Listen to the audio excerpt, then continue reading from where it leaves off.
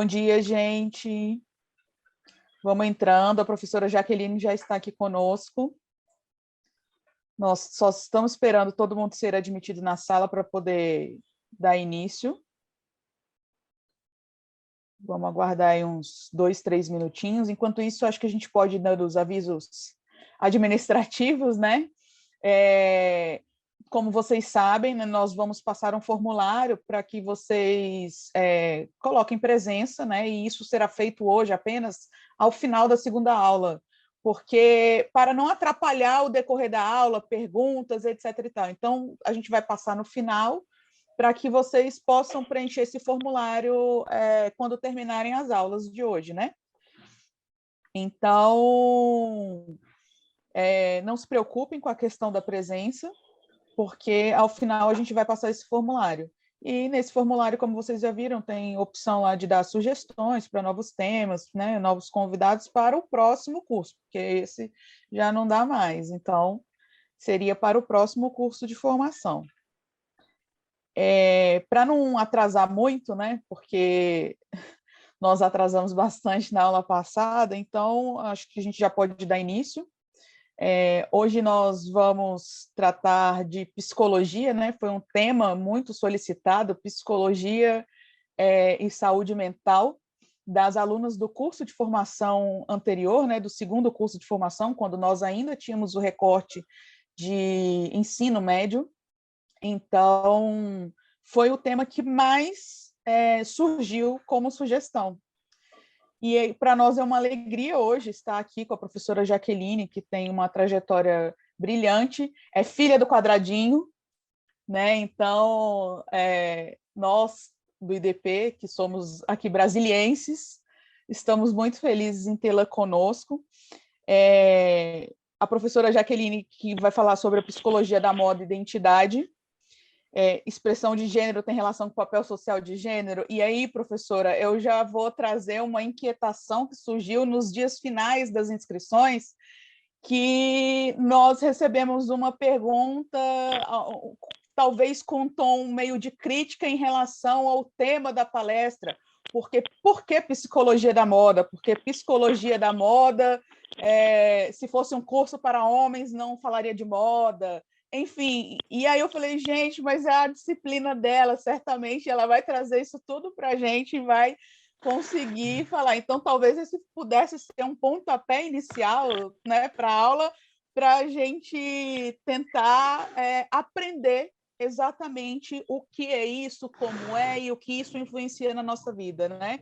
Então, a professora Jaqueline Gomes de Jesus é professora de psicologia do Instituto Federal do Rio de Janeiro, docente permanente do programa de pós-graduação estrito sensu em ensino de História da Universidade Federal Rural do Rio de Janeiro, doutora em Psicologia Social do Trabalho e das Organizações pela Universidade de Brasília, com pós-doutorado pela Escola Superior de Ciências Sociais da Fundação Getúlio Vargas, pesquisadora líder do ODARA, Grupo Interdisciplinar de Pesquisa em Cultura, Identidade e Diversidade, coordenadora do Núcleo de Diversidade N-Divas, Marielle Franco, do Instituto Federal do Rio de Janeiro, campus de Belford Roxo, foi a primeira assessora de diversidade e apoio aos cotistas e coordenadoras do Centro de Convivência Negra da UNB, professora visitante da Duke University, desenvolve pesquisas sobre saúde mental de minorias sexuais e de gênero em 6 países, Brasil, Camboja, El Salvador, Índia, Quênia, Vietnã, e no Instituto Federal do Rio de Janeiro, no campus de Belford Roxo, ministra as disciplinas como moda, cultura e processos de subjetivação, em parceria com a Universidade do Estado do Rio de Janeiro, ofertou o curso de Psicologia da Moda. Autora de diversas publicações, recebeu em 2017 da Câmara Municipal do Rio de Janeiro a medalha Chiquinha Gonzaga, concedida a mulheres com reconhecidas contribuições à sociedade por indicação da vereadora Marielle Franco. Professora Jaqueline, a palavra está com a senhora, fica à vontade. É uma alegria imensa para nós termos a senhora aqui conosco e a palavra está com a senhora. Obrigada, Bianca. Bom dia de novo. Bom dia, Ana Clara. Bom dia a todas. Saudar também a querida Renata. E eu recebi esse convite com muito carinho, porque conheço a Renata, tenho uma né, afeto por ela, também já participei com vocês de outro debate do IDP, então apreço também pelo Instituto. E como você falou, é um instituto que eu tenho também um carinho especial por estar, né, ter vindo aí, estar em primeiro lugar em Brasília, minha terra natal. Eu sempre digo que sou uma carioca vivendo uma carioca que nasceu em Brasília ou uma candanga, né, que vive no Rio, né, porque eu tenho esse lugar também da migrância, de estar aqui no Rio de Janeiro, de lecionar, de viver, trabalhar aqui, mas nunca deixo de ter tudo que Brasília me trouxe. Eu cheguei até interessante, porque eu publiquei um artigo agora terça-feira, no Correio Brasiliense, por oportunidade da Universidade de Brasília, falando um pouquinho desse lugar de ser uma brasiliense, uma candanga no mundo, né? E o quanto que Brasília alimenta também, nos traz elementos importantes, que às vezes eu acho que as pessoas em Brasília não percebem. Gosto muito de provérbios. É aquela coisa, tem um provérbio que é excelente para falar disso, que é casa de ferreiro, espeto de pau. Às vezes a gente não vê as potencialidades ou não investe nelas, e Brasília tem muita potência. E a potência vem desse capital humano, vem desse lugar do humano que se coloca e que tem tanto a contribuir. Às vezes eu vejo as pessoas lamentando os estereótipos que se tem fora de Brasília, né, fora da realidade do quadradinho com relação a Brasília, mas isso tem muito a ver, eu falei rapidamente no artigo sobre isso, tem a ver também com uma característica de Brasília que ainda não foi completamente construída, que é a capitalidade em termos de cultura. Né? O que quer dizer? Uma característica de capital, né, da capitalidade, que Brasília tem em termos políticos, mas ainda não tem em termos culturais, e que só alcança investindo na sua produção cultural, que não é só a produção artística, é a produção intelectual. E a produção intelectual é o fazer interno, que vai reproduzir e pensar também imagens de Brasília para o Brasil e o mundo. Eu convido que vocês leiam o artigo, porque eu explico com detalhes um pouco como o Brasil e o mundo veem Brasília, por várias razões históricas, por várias razões também de desafios da capital da República, né, e nesses 61 anos, que é também de valorizar tudo de fantástico que tem produzido em todos os sentidos. E aí eu entro aqui no meu campo, que é o campo acadêmico. Nós temos uma qualidade muito grande, uma qualidade de ensino, uma qualidade da pesquisa, que precisa ser mais valorizada, e eu vejo que o IDP é um desses lugares. É um lugar fundamental para exercer essa reflexão, essa crítica, sem a qual não conseguimos nos colocar no mundo, né? Nós queremos superar essa lógica colonizadora que tem marcado o Brasil há alguns séculos, né? Mas a gente não consegue sem subverter algumas lógicas, e Brasília é o exemplo disso, desde a fundação. Por isso, meu amor pela minha cidade natal, bem lembrado, Bianca, e tem tudo a ver. Eu já trouxe aqui alguns elementos que eu vou abordar, temas como imagem, estereótipo, cultura da aparência, cultura, eu vou abordar com vocês nessa aula, que eu acho que é importante ressaltar, é um recorte bem específico de uma das disciplinas que eu ministro no Instituto Federal, no IFRJ, que é a disciplina de Moda e Cultura, Processo de Subjetivação. Eu achei muito interessante, Bianca, a pergunta, o questionamento da colega, porque tem várias questões aí, e entram nas várias questões que eu vou abordar. Eu já percebi que a nossa aula hoje, a nossa conversa, vai ser mais aqui direta, tá? E assim, até porque o meu computador deu um problema, eu estou usando o celular, e se eu for mostrar alguns slides, seria pelo notebook do meu marido, só que o notebook dele também, eu estou com uma dificuldade de conexão aqui no notebook, então eu prefiro conversar com vocês no modo antigo, clássico de aula, mesmo que virtual, aqui nesse retângulozinho. Já tem a ver com o que a gente vai falar, porque ainda ocorre, nós ainda temos o maior recurso audiovisual que o ser humano tem, né? Então ainda podemos usar este recurso.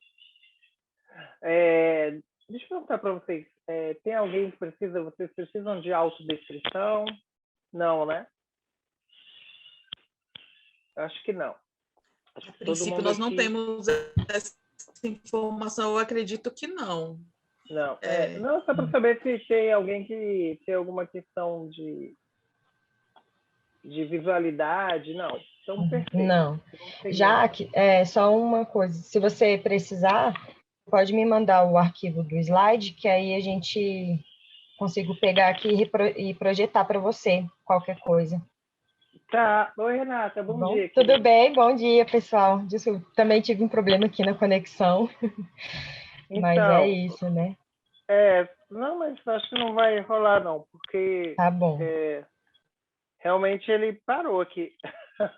Eu vou até falar para ele, amor, dá uma olhada aqui no seu notebook, eu acho que ele parou. E vamos continuar aqui, o importante é a gente aqui. Pode ligar, amor, sem problema, pode ver o que está vendo dele. Então vamos seguir, gente. Deixa eu pegar aqui.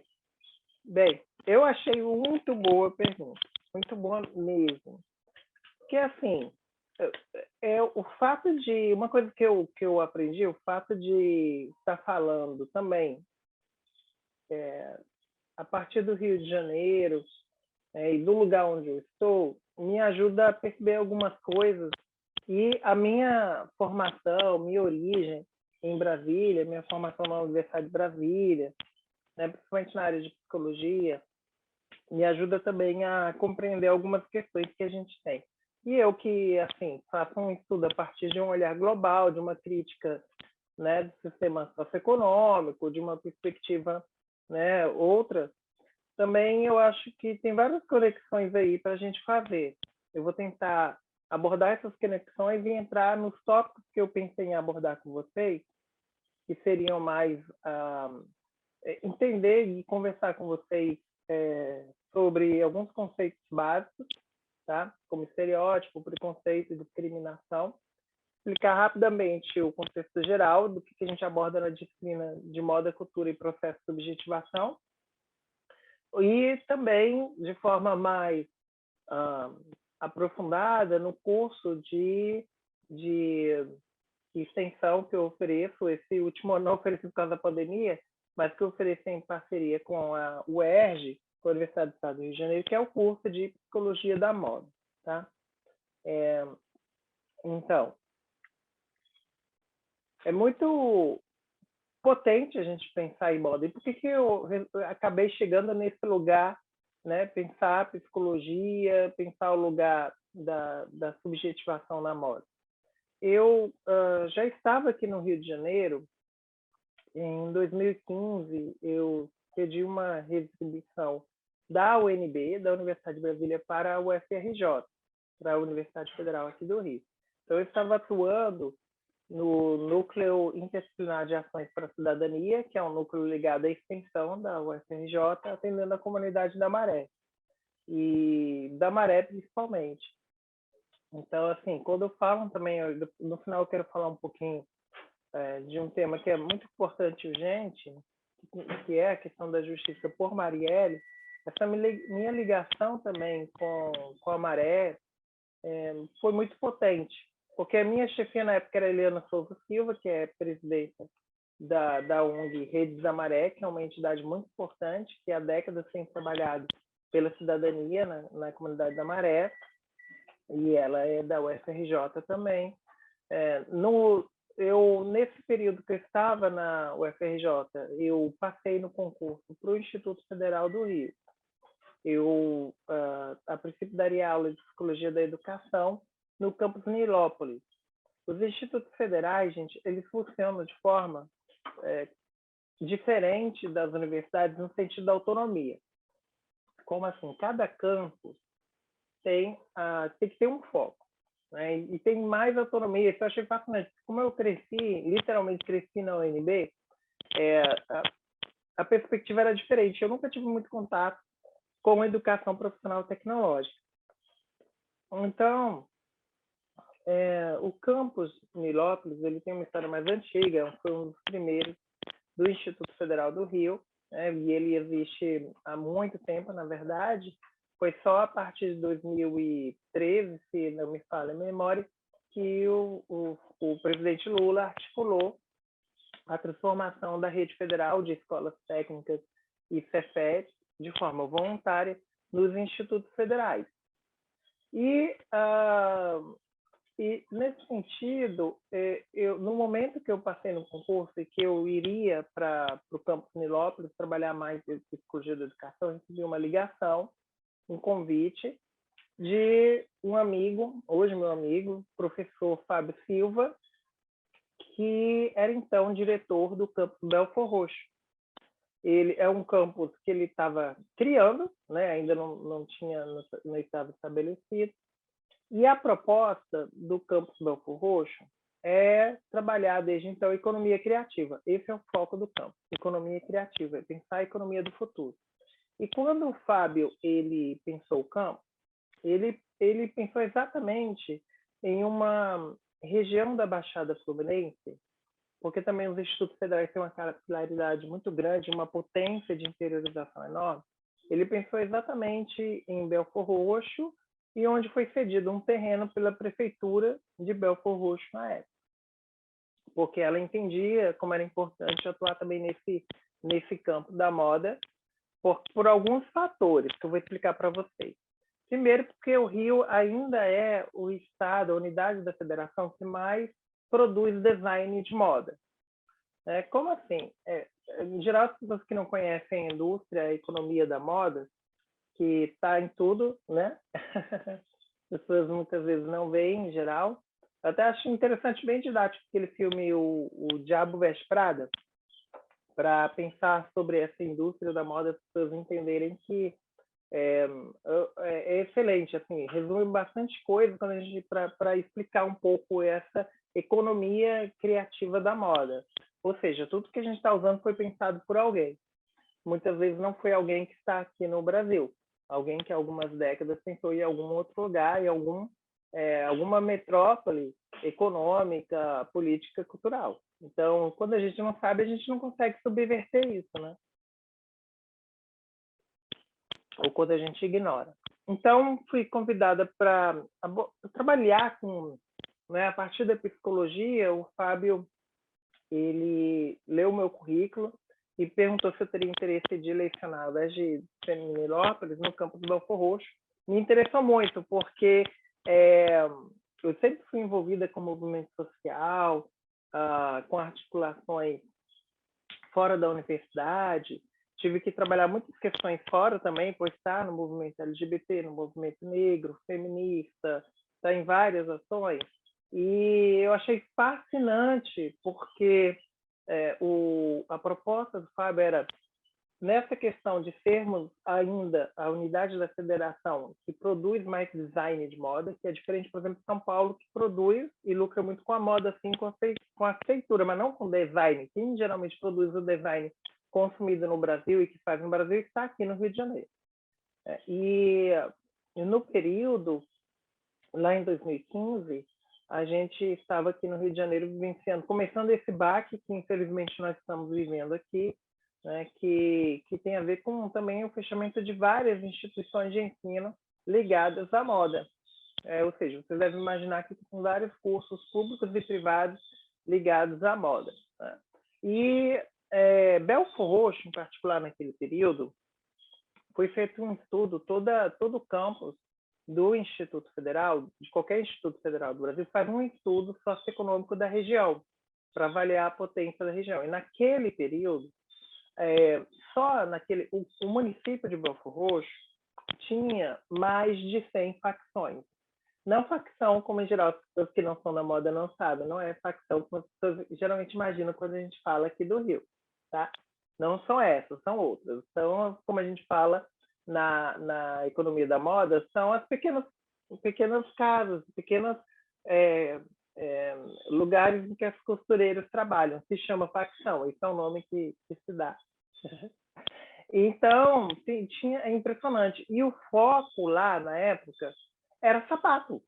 Era impressionante, assim, eram centenas de casas de produtoras de moda, costureiras, pequenas indústrias, né, facções, pequenas confecções produzindo sapato, além de outras produções como tem na periferia, nas periferias, que são periferias do Brasil, com brechó, com reaproveitamento de roupa, mas ainda de forma, obviamente, não sistematizada, né?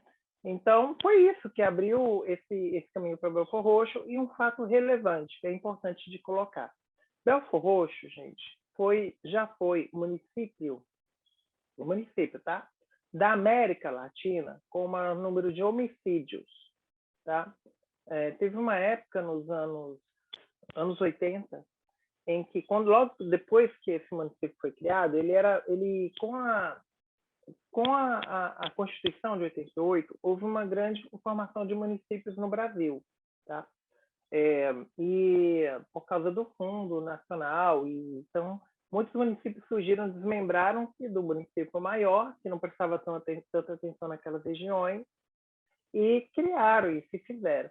Então, Belford Roxo, mesmo desde essa época, era um lugar, e aí estamos falando da Baixada Fluminense, do Rio de Janeiro, tem toda uma história da Baixada, que é um tanto triste, mas é linda quando você entende, conhece a história do Brasil, quando você conhece, sabe que a Baixada Fluminense, ela foi a região aqui do Rio de Janeiro que alimentou a metrópole, que era por muito tempo o centro, de fato, do Rio de Janeiro, da vida, onde tinha as fazendas, onde se produzia, né? Onde surgiram centros históricos que, infelizmente, desde a construção da Via Dutra, meio que a população, e isso tem a ver também com essa questão da alienação, esqueceu, boa parte da população ignora a própria história. Imagina que a Baixada Fluminense surgiu com a Via Dutra, quando aqui nós tivemos, né, várias histórias de uma região riquíssima de vida antes mesmo da ocupação, da invasão pelos europeus, né, no Brasil, obviamente. Nós tivemos aqui Confederação dos Cariris, né, os moradores da região da Baixada, na época, que eram grupos étnicos bem diversos, tá? Grupos tupis bem diversos. Em geral, as pessoas conhecem do rio Tupinambá, que se concentravam na Ilha do Governador.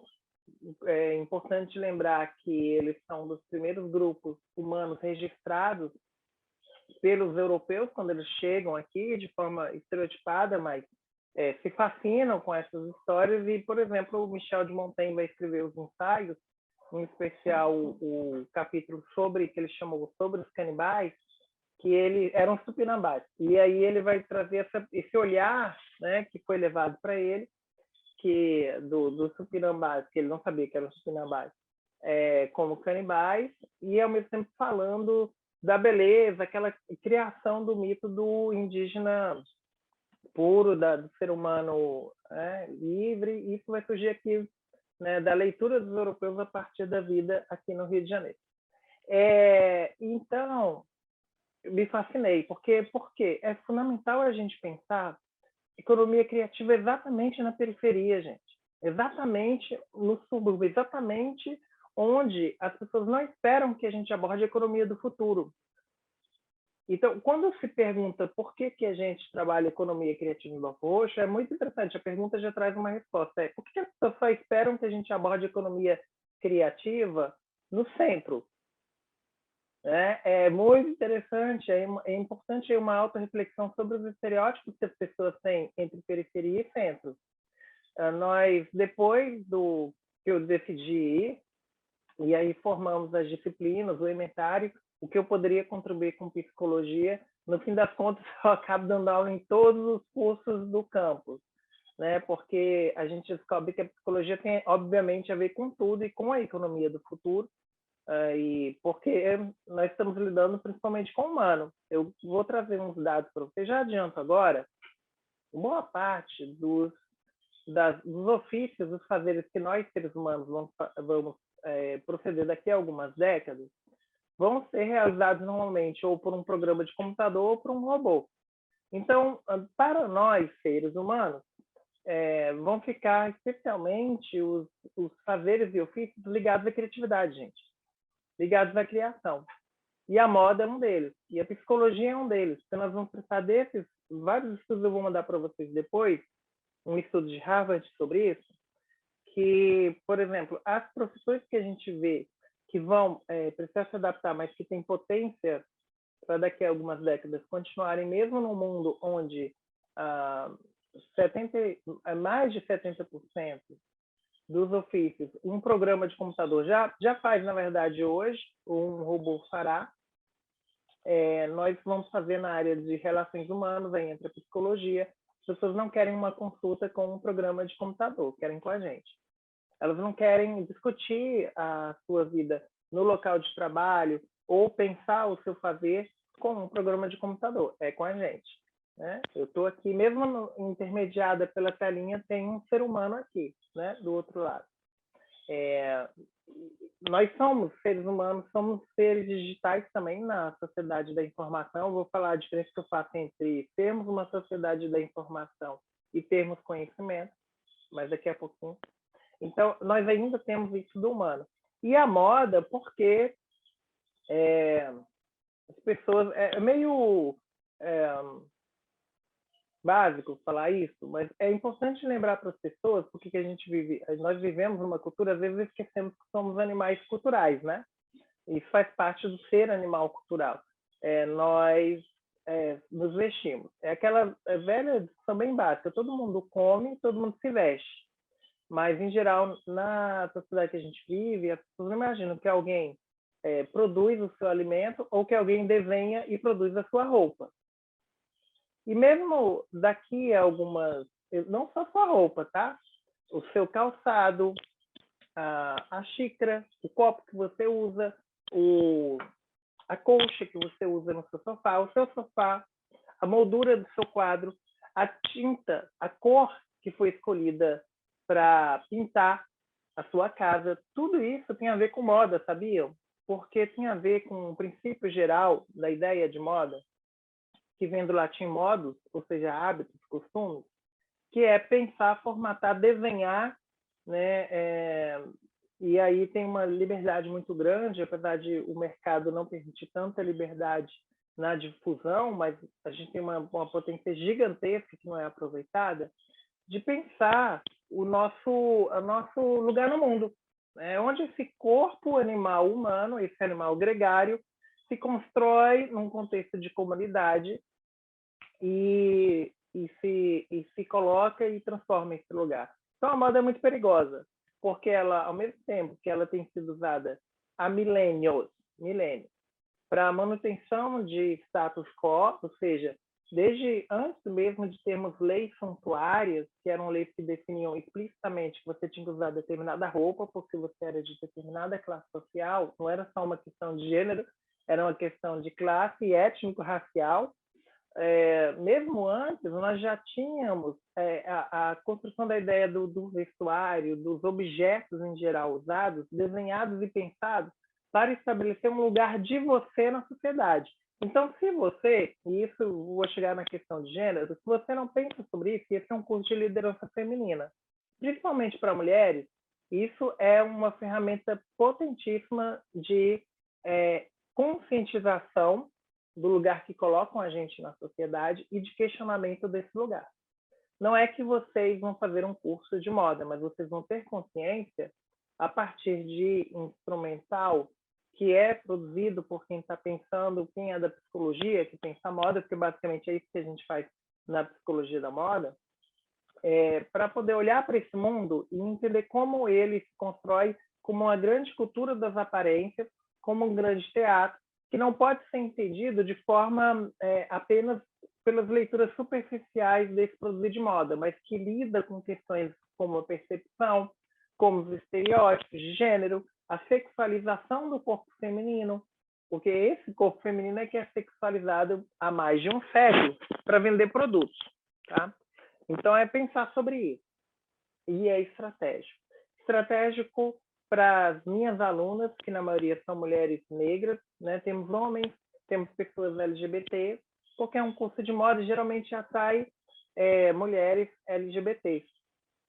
E isso é um estereótipo também, mas não foi criado pela moda, né? Foi criado pela sociedade. E a moda tem um papel importante e tem buscado questionar esse papel. Mas nós sabemos da necessidade de empoderar, por isso que eu estou nesse curso contribuindo com vocês. Eu acredito que é fundamental empoderar mulheres em diferentes lugares para pensar sobre essas questões e entenderem de forma mais específica quando a gente fala que o racismo é estrutural, quando a gente fala que o machismo é estrutural, que a LGBTfobia é estrutural. Não é uma questão apenas teórica, eu discrimino as pessoas. Não, está expresso na roupa que você usa, está expresso no estilo que você usa, está expresso no lugar onde você vive.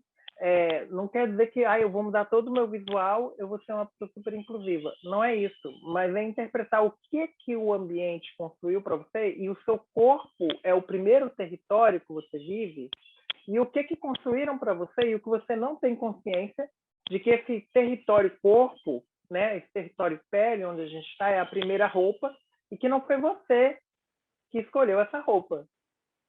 Mas essa roupa, desde o momento que você foi parida, essa roupa corpo foi modificada por outras pessoas, e depois você começa a modificar essa roupa, mas quando chega no dia a dia, a gente muitas vezes não percebe, que não estuda isso, que nós continuamos sendo, desde o momento do nascimento, nós somos ciborgues, nós somos corpos que estão se construindo, se transformando inconscientemente, ou conscientemente, quando a gente conhece, né? Tem um controle maior ou menor sobre os símbolos que a gente usa, para alguma finalidade, que em geral as pessoas não pensam sobre ela, que é a reprodução das lógicas de gênero, da sociedade, das relações de gênero, das relações étnico-raciais, e por aí vai. Então, algo ser estrutural não é uma definição simplesmente de que algo existe amplo, todo mundo faz. É basicamente dizer que a pedra que a gente pisa já foi pensada de uma forma e estruturada socialmente, alguém colocou aquela pedra ali de uma maneira tal que a própria estrutura da sociedade ela é racista. E se ela é racista, se ela é machista, se ela é LGBTfóbica, e etc., isso significa que nós, corpo, território, fomos estruturados assim, tá, gente? E aí o grande desafio de repensar e enfrentar essas discriminações, que vão se expressar de diferentes maneiras, a gente talvez não vai ter tempo de discutir aqui, é ter consciência e entender que muitas vezes nós temos que, primeiramente, o desafio de mudar coisas que nós acreditamos ou coisas que nos formam. Porque é a estrutura que nos formou. Será que nossas próprias concepções de gênero, de raça, de sexualidade, né, de origem, elas também não nos levam a certas concepções de subalternidade, de que certos sujeitos são melhores ou inferiores a outros em função de caracteres que a gente vê, ou de usos de características da percepção humana por meio da moda, ou principalmente a psicologia é uma grande contribuidora dessas áreas, mesmo que ela não seja, né, reconhecida. Da propaganda, né? A propaganda, eu tive um professor na UNB, na área de crítica literária, eu estudei crítica literária, o professor Flávio René Cote. E era interessante, tem tudo a ver, hoje eu vejo mais do que nunca, como ele estava correto, que quando a gente assiste televisão, ainda não tínhamos contato com a internet. Hoje ficou muito evidente, ainda mais no YouTube.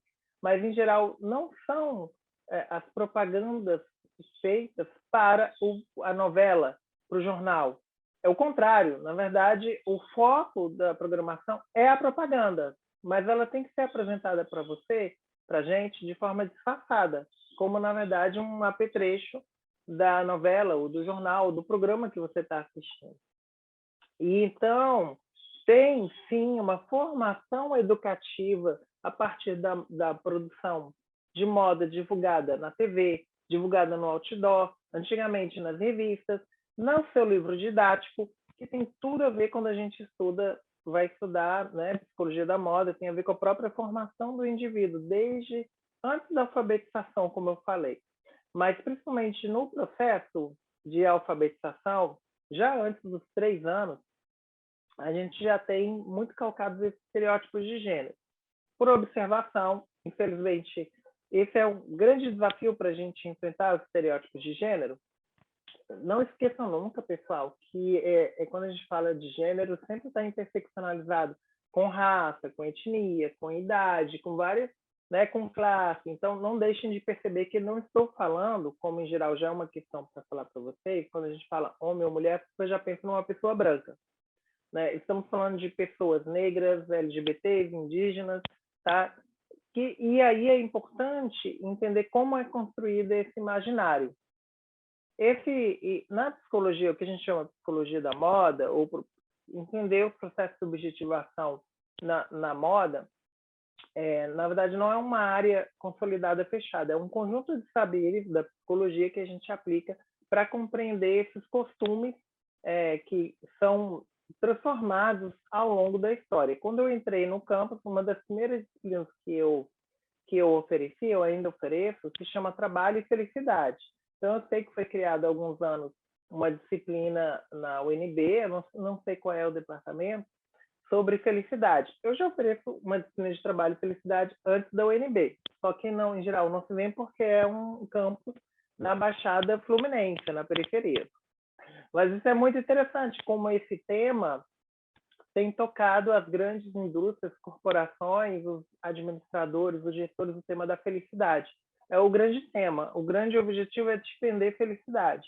É te vender, sejam pílulas de felicidade, né, ou vender a felicidade como algo que você pode ter. Isso é um grande dilema e a gente trabalha na disciplina e vai ter tudo a ver com esse campo da economia criativa, que é fazer uma crítica disso, o nosso desafio da felicidade, que não vai ser, infelizmente, ou felizmente, né, a psicanálise ela ajuda muito, porque ela já fala muito sobre isso, que as pessoas vão, infelizmente, se frustrar profundamente pelo fato que vão constatar, por mais que tenham, que não podem ser só por ter, mas esse foi o grande recurso e tem sido bem sucedido economicamente para o sistema que a gente vive há 500 anos, que é o capitalismo, né, o sistema socioeconômico capitalista, que foi mais bem sucedido do final do século XIX para o XX de mudar o foco da ideia de felicidade do ser para o ter.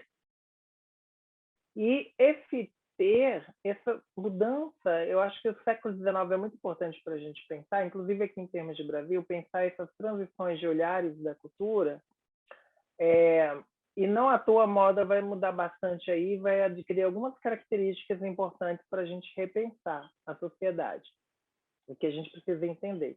Então, deixa eu voltar um pouco, historicamente, explicar de novo para vocês. O que a gente entende por moda, o que no olhar da psicologia a gente entende de moda, como eu falei, tem a ver com entender esses hábitos e costumes de culturas ligados ao vestuário, à cultura das aparências. É importante vocês entenderem o que a gente chama de cultura das aparências, sociedade do espetáculo, não é recente, é parte da nossa constituição como humanos. A diferença na contemporaneidade é que elas chegaram ao seu paroxismo. Como assim? Nós temos sociedade do espetáculo, gente, desde o começo lá, desde há 300 mil anos, quando o nosso ancestral estava sentado em volta da fogueira, lá na savana, lá em África, contando histórias. Faz parte da cultura. É o que nos constituiu como humanos. Também a gente, no campus, oferece um curso de artesanato.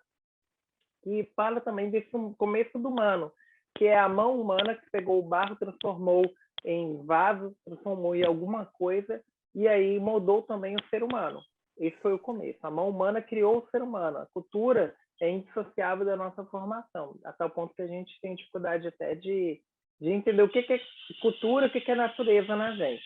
Mas então a gente já é sociedade do espetáculo desde aquele momento, tá? Só que, obviamente, com características diferentes.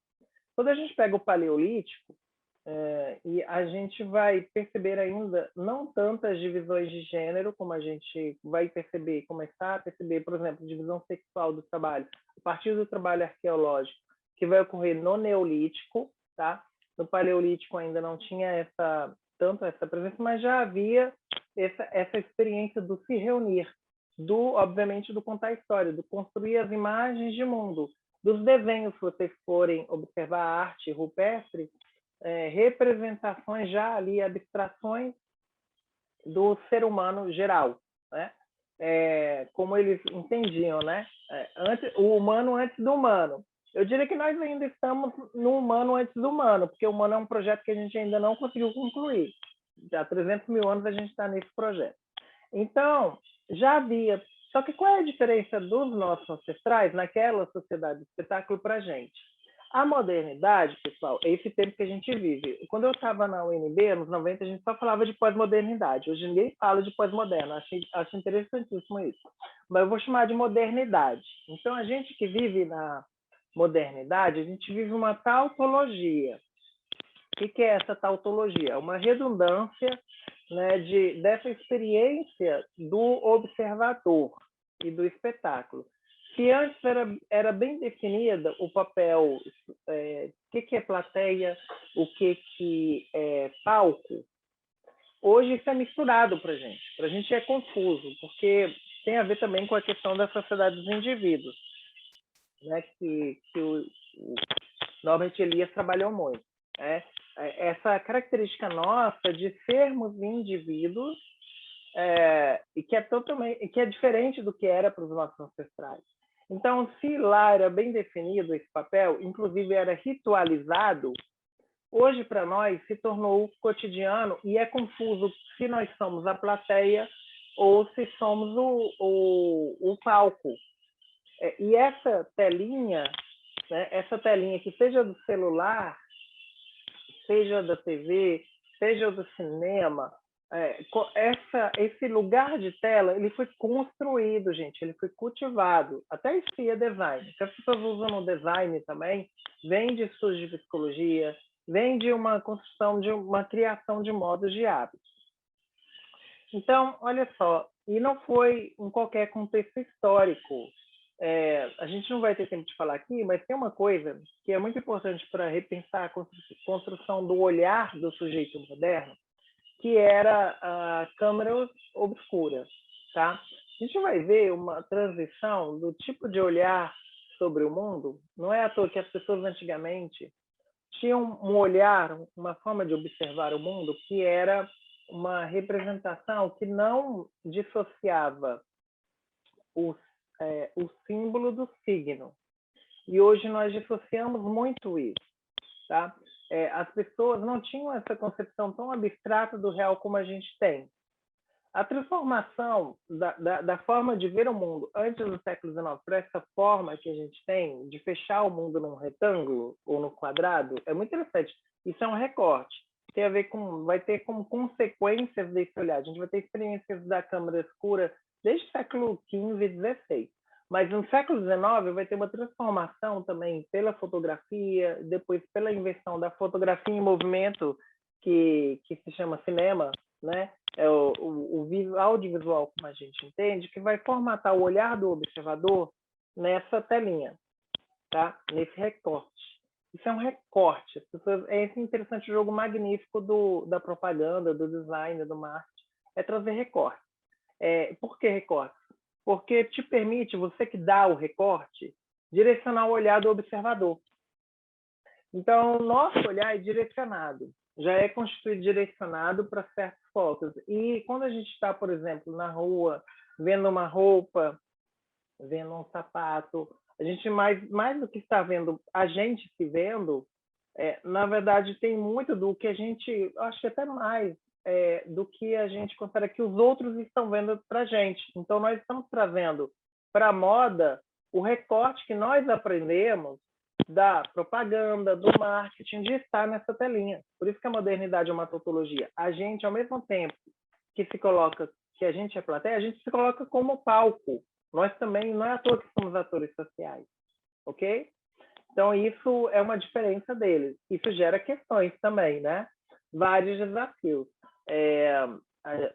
E aí não temos tempo. Isso entre questões como cultura do cancelamento, o desafio que a gente tem de transformar toda essa informação em conhecimento. O que eu estou chamando de conhecimento é informação que seja útil.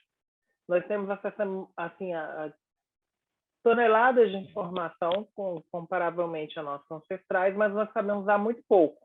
E desde o começo do século XX, boa parte dessa informação não está aqui dentro deste hardware nosso, cérebro. Está no hardware computador. São as inteligências artificiais cada vez mais que concentram essa informação, mas não só isso, os usos e o conhecimento. Se eu quiser fazer um lápis aqui, mesmo morando no Rio de Janeiro, eu poderia morar em São Paulo. Eu não conseguiria, mesmo sabendo que o lápis é um pedaço de grafite com madeira, e eu posso colocar alguns corantes para deixar mais bonitinho, eu não conseguiria fazer. Tem estudos interessantes sobre isso. Por quê? Porque, primeiro, muita gente não sabe. Não sabe como faz. Como eu falei, as pessoas não sabem de onde vem a comida delas, não sabem como é que é desenhada a roupa delas, como é que é feita a roupa.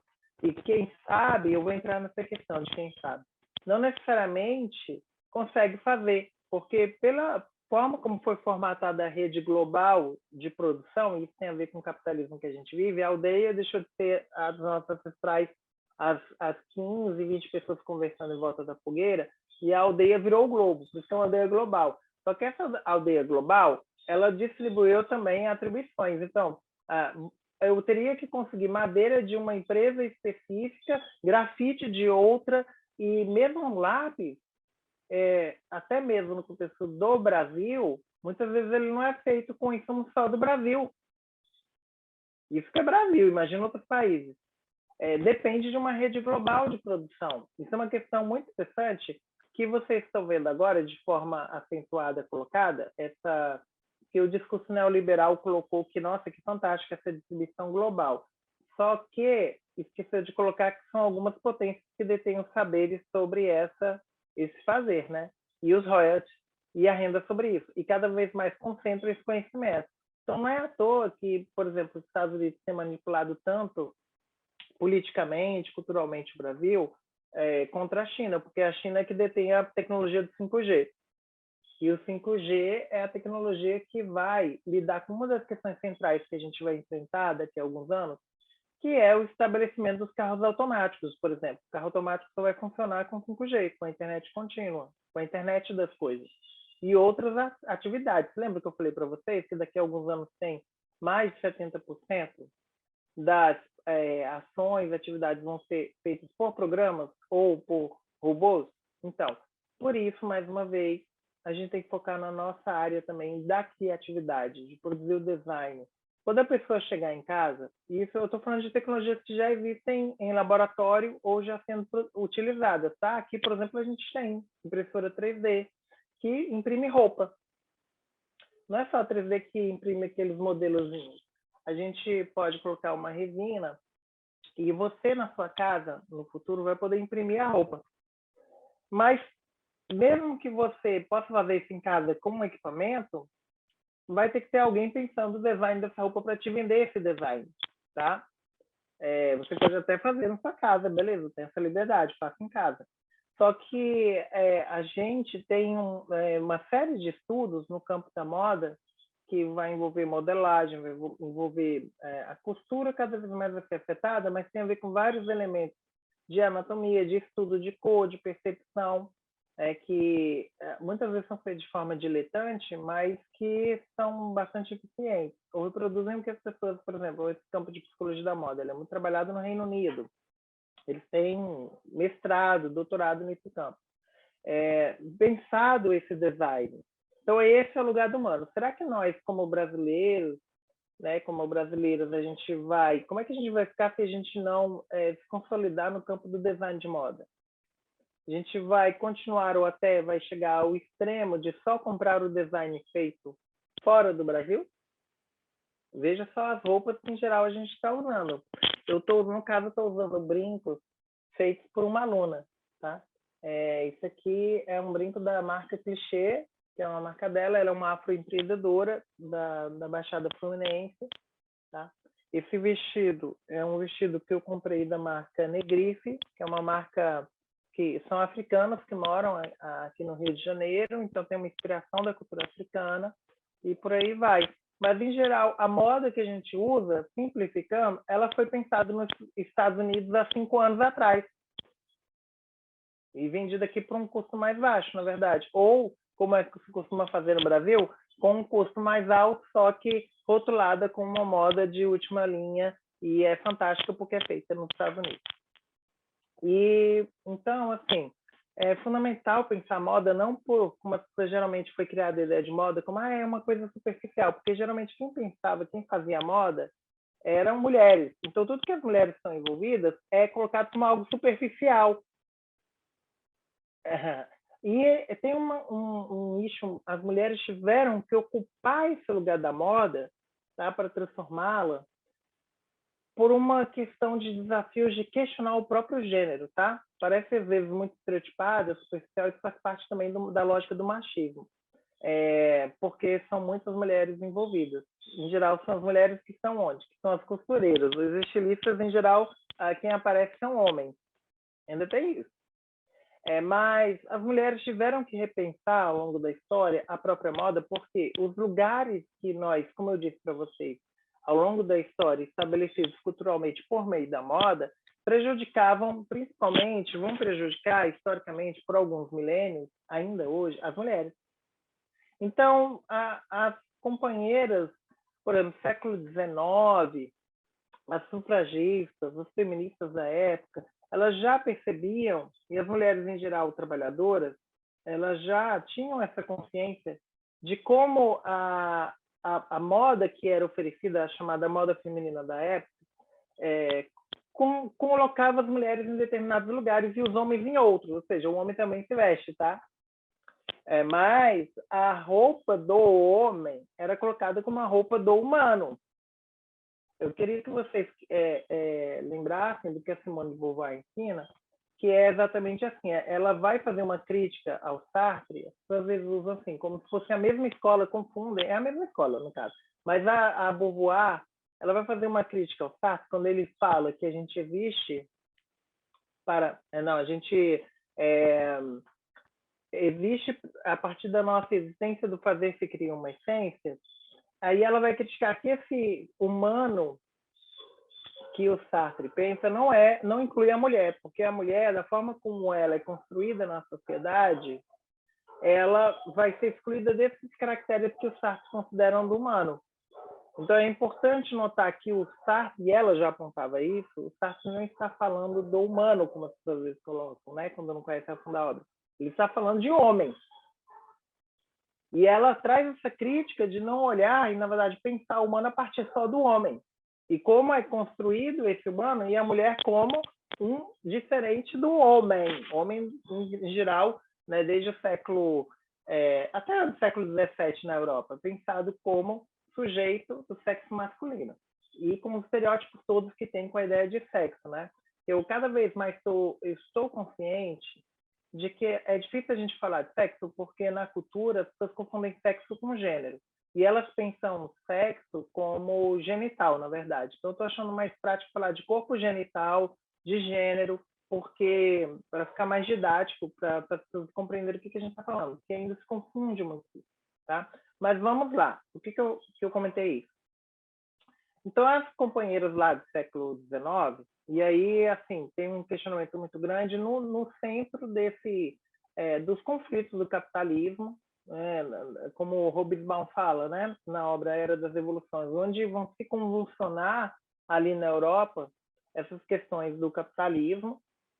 E é importante sempre lembrar uma coisa que ainda é ensinada, que eu questionava já na UNB, isso a gente era ensinado, tá? Nos anos 90, quem era da época vai poder confirmar também comigo, era assim, as mulheres começaram a trabalhar no século XX, aí eu pensava, mas assim, companheiro, que mulher que nunca trabalhava? Só se for a princesa, ou sei lá quem, mas assim, pensando no Brasil, toda mulher trabalhava. E principalmente as mulheres negras, né, que eram escravizadas aqui. Só que aí fica interessante. Aí entra uma categoria que eu trabalho bastante, que foi objeto do meu pós-doutorado, que é a categoria trabalho. As pessoas associam trabalho com trabalho do homem, tá? Hoje é menos essa associação, mas veja que quando olham até historicamente, a história tem essa função também de te dar um retrato, te dar um recorte, é dizer assim, olha, os homens trabalhavam, porque os homens estavam lá, né, na guerra, estão no livro de história, porque eles usam calça, eu vou fazer essa introdução assim. E as mulheres estavam lá na casa, fazendo trabalho doméstico que não é trabalho, que não é remunerado, que é a escrava que está lá, né, com um título de esposa, de amante, tem um título, essa escrava.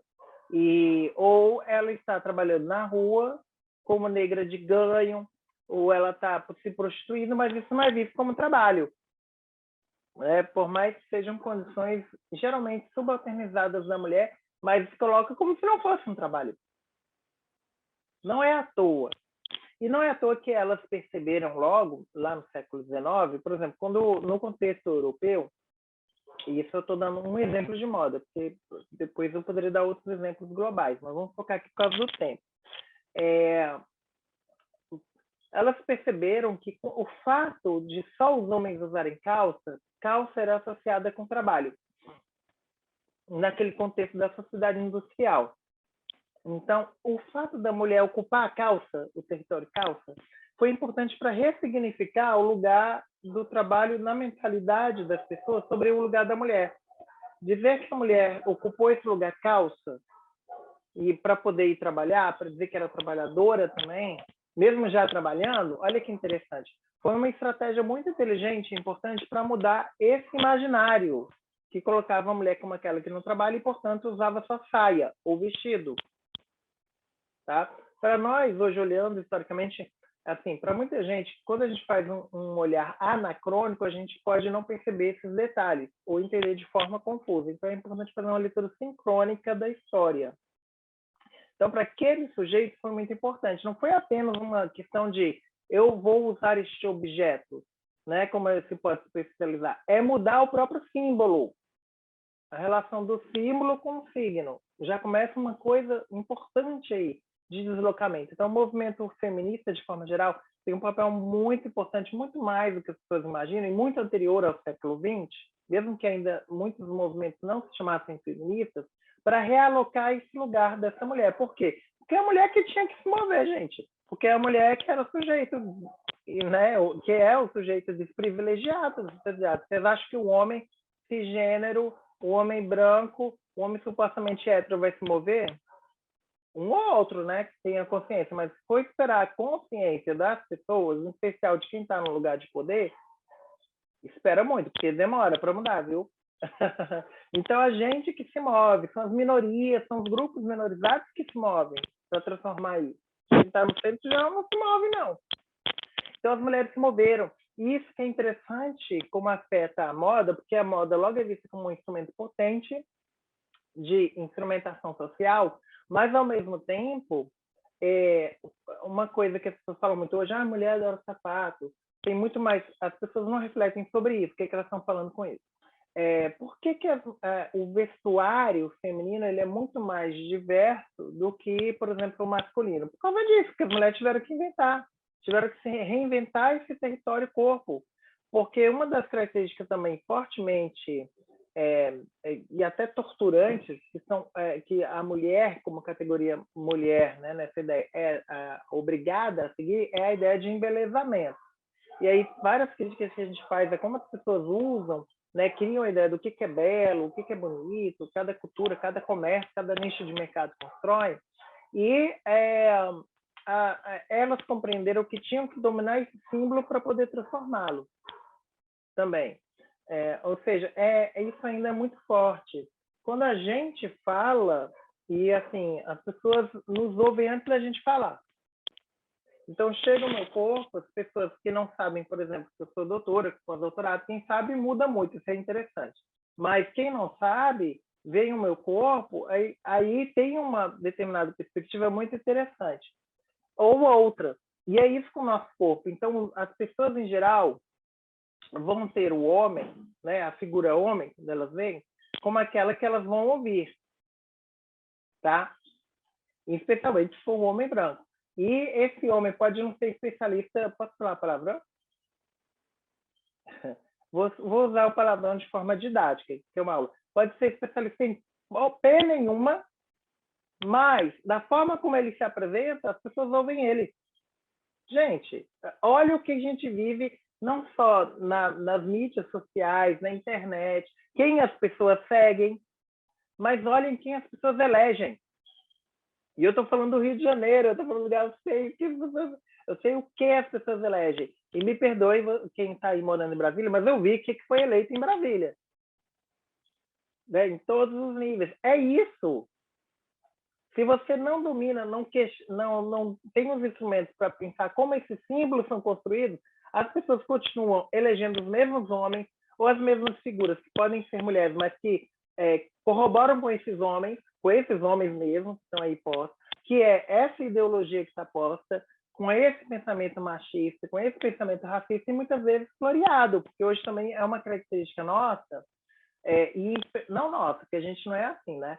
Mas, por favor, nenhuma aqui. Mas uma característica, por exemplo, da extrema-direita hoje, é muito interessante como ela se adaptou aos nossos tempos, né? Também os neofascismos. Eles não dizem explicitamente que querem que a gente morra, tá? Eles não dizem isso. Eles precisam das mulheres, dos negros e dos LGBTs, tá? Como sustentáculo da sua política de que uma transformação do discurso de, olha, eu abomino coisas que você faz, mas não te abomino. Então, por exemplo, vejam este governo. É muito interessante, porque é um governo que tem políticas extremamente retrógradas. A gente que é da educação, o governo federal, e governos estaduais, né, e por aí vai, municipais. Extremamente retrógradas. Cortou investimentos em educação. Não é à toa, nós somos perigosas, gente. A gente é professor, a gente é da educação, a gente é perigoso. E é mesmo, para essas pessoas a gente é. Eu digo por roxo, porque eu vou entrar num detalhe interessante que tem a ver com a questão da economia criativa e com a política. Nós somos perigosos. Esse corte de educação, o direcionamento do que deve ou não ser dito. Não é à toa que governos assim precisam de mulheres. Por exemplo, a gente pode pegar o Ministério da Mulher, que está posto aí agora. Será que esse ministério é para todas as mulheres? O ministério em que a ministra considera que menino vai usar azul e menina vai usar rosa? A gente sabe que não, tem estudo sobre isso e não é de hoje. Né? Qual é o ideário de mulher colocado aí defendido? Não são todas as mulheres. É basicamente um modelo da mãe cuidadora, e não é nem toda mãe cuidadora, tá? É um modelo específico de mulher que é mãe cuidadora, tá? Tem Fundação Palmares ainda nesse governo. Tem secretaria que trabalha com a política para a população negra. Tem um presidente da Fundação Palmares que é negro.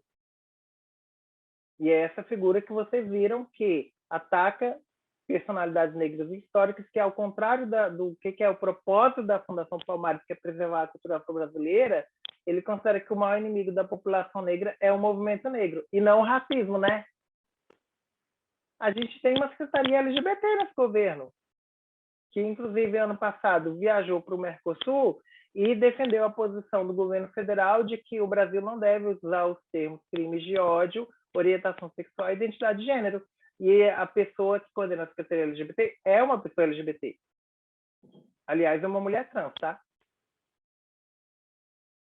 Gente, então, assim, a gente tem que deslocar esse olhar simplista para entender o que está além dessas aparências. Porque a aparência domina, a aparência fala antes da gente.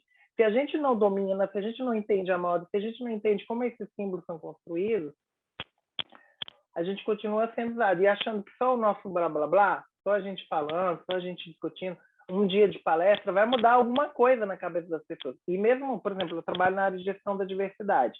A gente sabe que não adianta só ficar falando o dia inteiro, gente, respeita os outros, respeita os outros, respeita os outros. Se você não trabalha com pessoas que são diferentes com você, se você não convive, e quando você sai dessa empresa, ou desse instituto, ou dessa escola, onde você realmente tem uma educação inclusiva, mas você vai na sociedade e todo mundo reproduz estereótipos, todo mundo quer que você faça uma piada, diminui o outro por ele ser diferente de você, é isso. Você só vai ser inclusiva naquele ambiente. Você só não vai falar coisas racistas ou não vai ter práticas machistas naquele ambiente. Saiu de lá, né?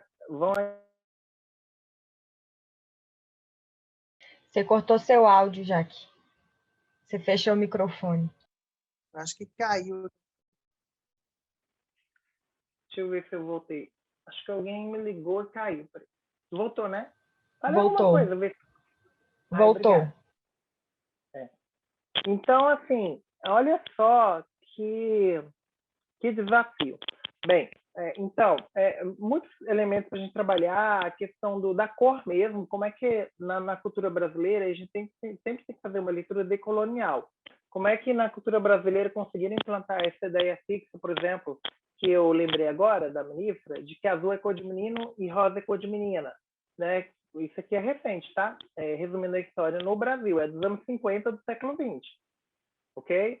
Isso foi, inclusive, implantado como uma técnica de nicho de mercado. É aquela coisa que é uma característica também do capitalismo. Preciso criar nicho de mercado. Então, tem aquelas coisas bizarras que, por exemplo, essa caneta que todo mundo usava, normal. Aí, não, eu preciso de um nicho de mercado novo. Cadê minha outra caneta? Não estou achando. Aí, eu preciso fazer uma caneta para mulheres. A caneta para mulheres, ela precisa de uma marca. Tem que ser uma caneta rosa, que é cor de menina. Ou, para mostrar que minha empresa é inclusiva, eu vou fazer a caneta lilás. É muito interessante isso. Essa empresa, às vezes, não tem mulher na gestão lá, não tem LGBTs ali. Geralmente, o chefe continua sendo aquele homem branco, cisgênero, supostamente hétero. Em geral, até tem um biotipo, eu acho engraçado, que é o mesmo do político, né? Padrão. E no Brasil isso é terrível. Ele geralmente tem problema, que eu adoro, mas ele se não é careca, ele é barrigudo. É interessante esse biotipo. As pessoas criam essa imagem, então vão fazer produtos específicos para essas pessoas gerais, esses universais que não existem. Como se a mulher não conseguisse manipular uma caneta dessa. Se eu começar a dizer que é caneta para homem. Ou, eu adoro memes de internet, ou aqueles produtos que chegam assim, viram até meme, que a pessoa já coloca assim, para gerar o nicho, né? E que aí reforça a lógica, a categorização, seja machista ou racista, mas em geral tem a ver com o gênero, que por exemplo, você vai dar várias opções e, por exemplo, até no nível de produtos para animais, tem diferenciação por gênero do animal. Você vai ter produto para cachorro, que é para cachorro, né? Para cadela, que já é meio bizarro. Se não tiver nenhuma explicação específica para isso, em geral não tem, tá? É só porque quer mudar a cor. E para você, ser humano, se sentir alegre que você está colocando um produto próprio para o seu animal. Ou, como fizeram piada outro dia, a empresa fez produto para cachorro, que eles chamaram, engraçado, que chamou de menino e menina, tá? Produto para menina cachorro, para menino cachorro e sabor morango. Então, o cachorro tem a terceira opção. Para além de cachorro, cachorra, né, cadela, a opção morango. A gente brinca, mas é de rir, de nervoso, porque isso é aplicado, gente, no dia a dia para o ser humano. Se é para os animais, porque surge um nicho de mercado, imagina para a gente, situações bizarríssimas. Self-service, se fala muito pouco, por exemplo, mas self-service que eles consideram que os homens comem mais do que as mulheres. E aí tem uma outra questão cultural, a gente não tem muito tempo de falar. Existe essa estereotipia, porque foi uma construção também que a mulher tem que comer menos, porque tem uma coisa ligada com moda, que é você tem que ser magra para ser considerada bonita. As pessoas falam da pessoa magra como se fosse elogio, dizer que a pessoa é magra. E isso foi construído no século XX também, porque o ideário de beleza eram outros no século XIX, né? E desde a Renascença se fala muito, mas é muito anterior. Século XX, por que a gente vai ter essa transição do modelo de corpo? Primeiro que vai ter a sexualização do corpo feminino, né? O corpo feminino vai ser mais visível, tá? Na nossa cultura, estou falando da nossa cultura. E vai ser usado como instrumento de venda de produtos, tá? É a mulher, depois eu passo para vocês uma bibliografia toda, é uma mulher que é vendida como objeto que o homem olha e não é qualquer homem, porque esse homem não pode ser universalizado. As pessoas querem vender esse homem como, o homem é o homem heterossexual. Em geral, ele é branco. Não. Vender uma imagem para esse homem heterossexual branco, que é comprador e que a mulher é só um objeto. Vender cerveja, vender carro, vender, sei lá, usar ela como algo que esse sujeito comprador vai comprar, né? E eu nem vou entrar na discussão de se a mulher pode ou não comprar, se a LGBT compra, porque é uma discussão paralela também, que é a questão do pink money. Mas se usam esses símbolos, tá, para se dizer inclusivo, olha que coisa. Então a extrema-direita, por exemplo, ela fala de diversidade. Ela fala de mulheres, de negros, LGBTs, como as pessoas falam hoje. Essa é uma grande diferença nossa para outros períodos, né? Como eu falo que eu chego a esse público reforçando estereótipos. Por exemplo, hoje é mais frequente essa crítica porque símbolos ligados à população LGBT, né, que a população LGBT conseguiu pegar, também estão sendo usados. Por exemplo, arco-íris. Aí tem essa coisa engraçadíssima. As pessoas, né, pegam um arco-íris, colocam na marca delas para dizer que é inclusiva para LGBT. Aí quando você vai ver, tem coisas assim absurdas que essa empresa faz. Você não vai ver uma pessoa LGBT no cargo de gestão, como não vai ver uma mulher, uma pessoa negra, mas ela é inclusiva porque tem um arco-íris. Ou uma coisa que a gente trabalha bastante no curso de moda, que é a moda a gênero. É um desafio, aí eu falo principalmente como psicóloga, porque a nossa cultura, como a gente vive hoje, ela é extremamente generificada. Eu diria que é muito mais até do que dos nossos ancestrais. É engraçadíssimo a gente pensar que a gente generifica mais as coisas do que os nossos ancestrais, que não tinham tanta paranoia, obsessão com certas cores e formas, como a gente, não nós aqui, mas como a nossa cultura tem, em especial brasileira, né? Então, é um desafio a gente pensar a moda de forma geral, criticando os estereótipos de gênero, porque, por exemplo, basicamente, a moda, que as pessoas concebem como moda feminina, vou simplificar a coisa, é a moda que mostra o seu corpo, tá? É uma moda que, ou se não mostra os detalhes do seu corpo, é uma moda que define a forma do seu corpo. É isso. É isso. A moda masculina, em geral, é a moda que é mais folgada no seu corpo, tá? Pode até expor mais partes do seu corpo, mas ela é mais folgada. A modelagem tem a ver com o que as pessoas entendem por moda feminina e masculina, tá? É a modelagem.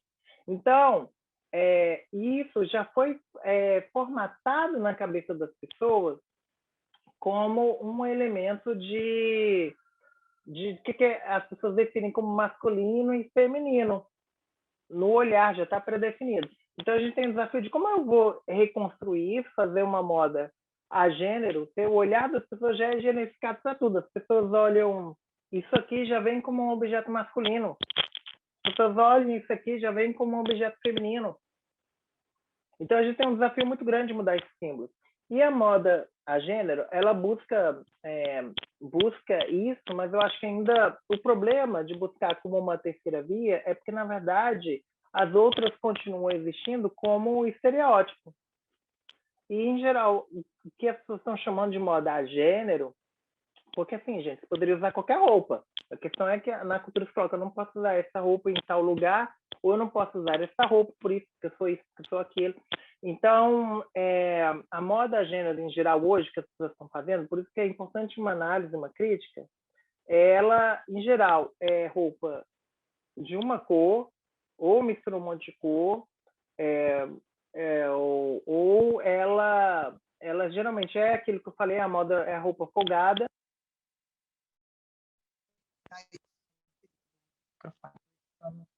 Celular, se vocês me ouvem. Continuam ouvindo? Sim, tudo certo. Vai ter que ser aqui agora. Continuamos. Então, vou até chegar mais perto.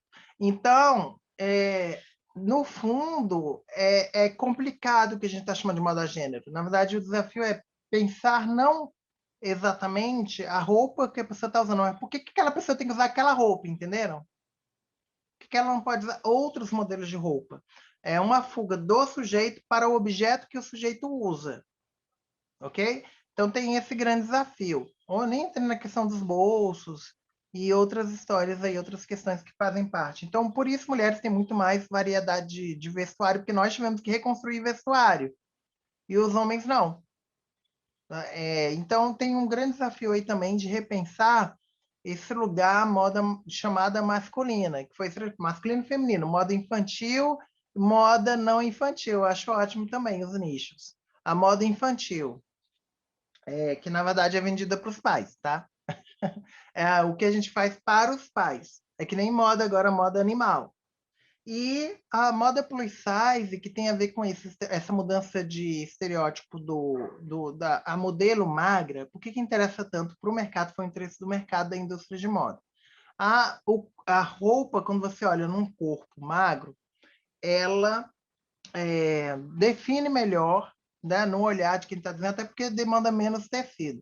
Então, assim, no olhar não só do capitalista, mas no olhar do estilista, as modelos magras foram muito valorizadas. E elas se tornaram um modelo também de corpo feminino. Então, isso também, essa paranoia do magro como elogio. E aí, quando chega na moda plus size, tem várias questões, porque tecnicamente é engraçadíssimo. No nosso olhar popular, a gente olhando para qualquer pessoa, para uma de nós, muitas de nós não seríamos vistas como aquelas que usam moda plus size, mas, na verdade, para a moda, para o mercado, a maioria, se não todos nós, somos plus size, porque qualquer uma que tenha mais de 46 de manequim é vista como plus size. Gente, então tem um gap grande entre a indústria da moda, que é uma indústria multinacional, internacional, e as culturas locais. Tá? Eu nem entrei na questão de percepção, porque no curso a gente trabalha conceitos básicos de percepção humana, como é que a gente percebe profundidade, luz, sombra, não entra muito essas questões técnicas aqui, né? Mas essas questões eu acho interessante trazer pelo curso de formação feminina, de entender essa construção desse mercado. E aí eu vou dar um exemplo prático de como se pensa a moda, que é Belford Roxo.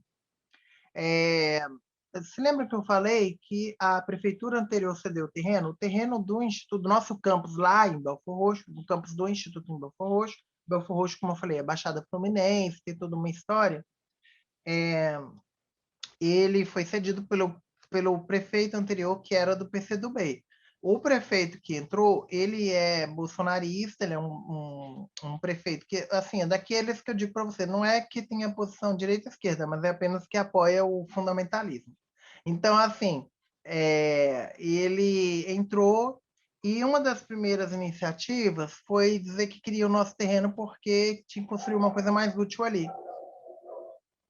A proposta na época era construir um supermercado, tá? Bem, então, foi interessante porque a mídia local, que é ligada à prefeitura, divulgou que tinha um terreno baldio lá em Belford Roxo, que você quer, olha como é que funciona, você quer construir aqui um supermercado? Mostrava uma foto de um terreno baldio, era o nosso terreno. Só não mostrava lá que a gente estava construindo na época o prédio, né? Então, óbvio que as pessoas queriam um supermercado num terreno baldio, só que boa parte não sabia que lá tinha um instituto. Então, nós nos movemos, isso foi importante. A comunidade acadêmica, estudantes, professores, a gente estava começando ainda, nós nos movemos e conseguimos resistir, até porque o terreno é federal. Mas, no momento que a gente vive, mesmo prefeituras acreditam que tem poderes que não tem. Então, o que ele pode fazer, já que não podia tirar o terreno? Embargou obras.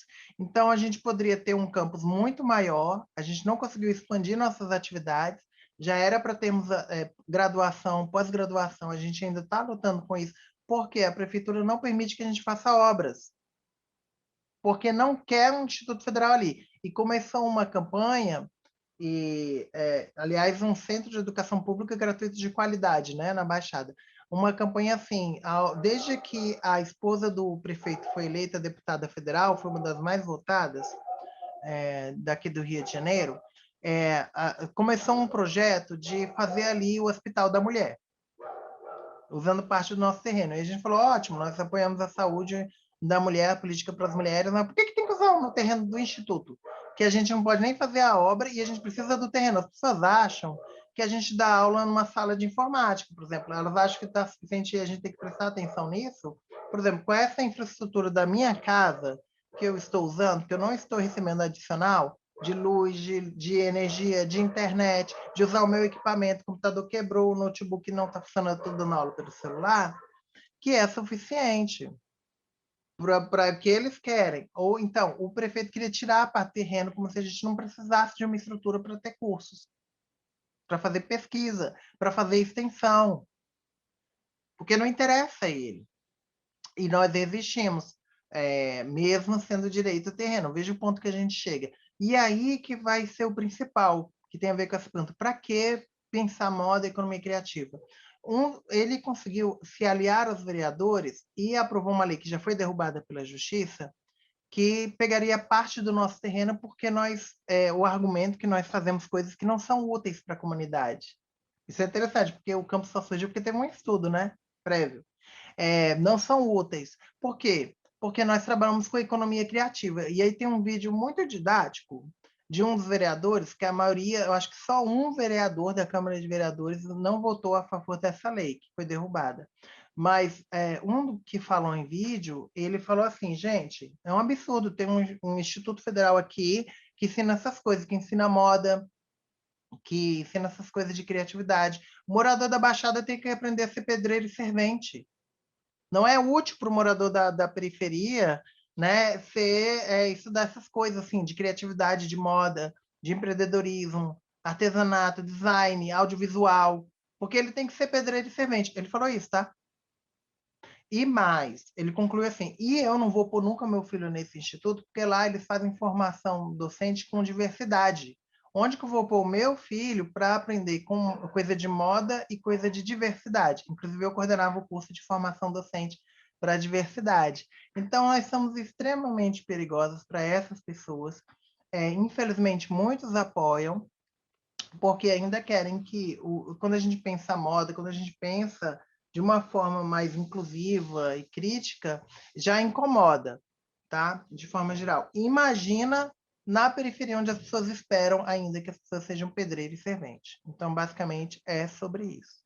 Então, gente, eu vou parar aqui para poder ouvi-las, eu estou falando há muito tempo, e quero ouvi-las um pouco, discutir com vocês. São muitas coisas, como eu falei, é um super resumo de várias discussões. Então, podem falar, vou ouvi-las aqui, vamos discutir. Obrigada, viu?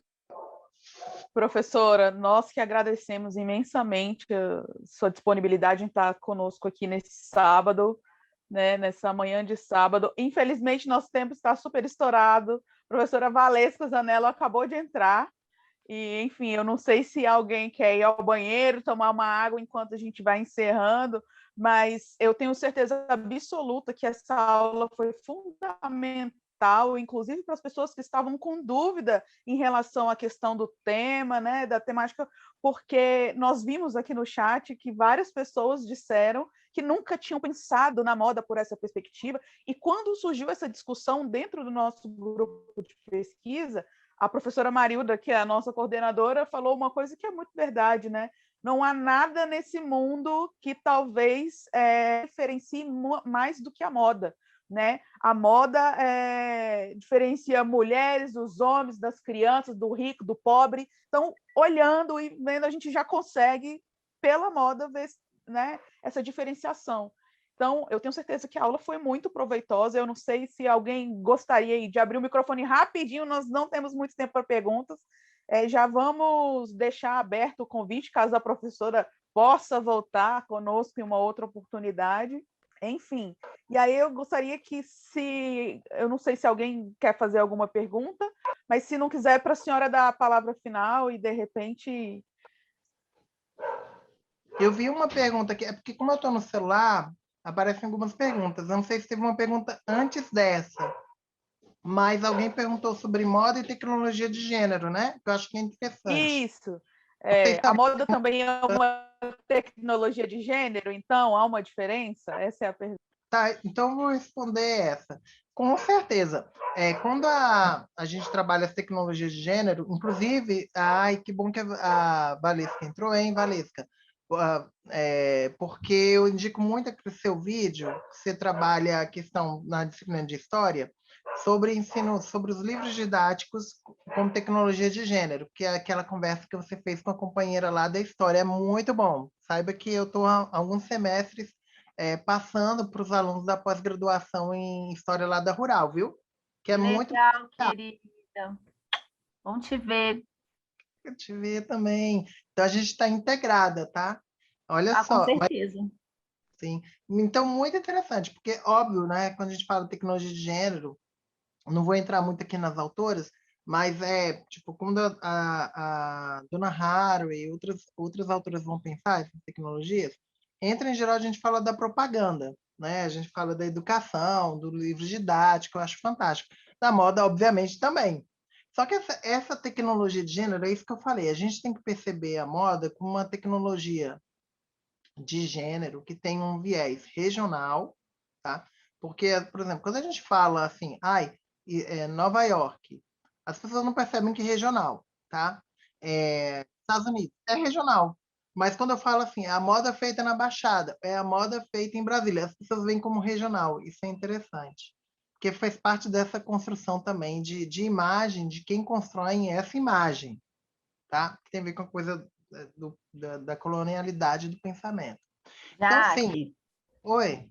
Não, eu Pode acho que falar. isso é super importante. Que eu estava discutindo com a Patrícia Valim, que é professora da UFBA, exatamente assim, a gente tem que dessudestinar o Brasil. A sudestinização, que é a ideia de que o Sudeste é o narcisismo sudestino. Tudo que é feito no Sudeste é brasileiro, e tudo que é feito fora do Sudeste é regional. É Sim. totalmente assim, o Sudeste é isso aqui do Brasil, mas eles acham que são o Brasil, né? Sim, e é assim, quando a gente vê da moda, isso ficou muito mais evidente, assim, no tipo de vestuário que as pessoas consideram vestuário típico, no vestuário de gênero, e de forma geral no Brasil, né, Valesca, a gente tem um desafio que é assim, como eu estava falando antes para todo mundo, a moda que a gente consome aqui, quando não é uma moda nacional, é uma moda pensada nos Estados Unidos. Então é interessante que as pessoas não conhecem muito isso. Sempre foi uma moda pensada nos Estados Unidos há alguns anos atrás. A gente precisa, se fala muito com os alunos, repensar essa moda. Pensar, por exemplo, uma moda, um design, porque que a gente faz é design. Em geral, o design pensado no Brasil é um design carioca. Só que aí que está a questão. Não é um design, quando a gente fala carioca, não é de qualquer lugar do Rio, é isso que está. Também tem isso internamente. É um design pensado na Zona Sul. É pensado aqui perto de casa, é pensado aqui Ipanema Leblon. E isso é louco, porque quando nas minhas alunas isso ficou muito evidente, acho que vai ficar bem didático para pensar a tecnologia de gênero. Aí eu chego, por exemplo, nas alunas do curso específico de moda.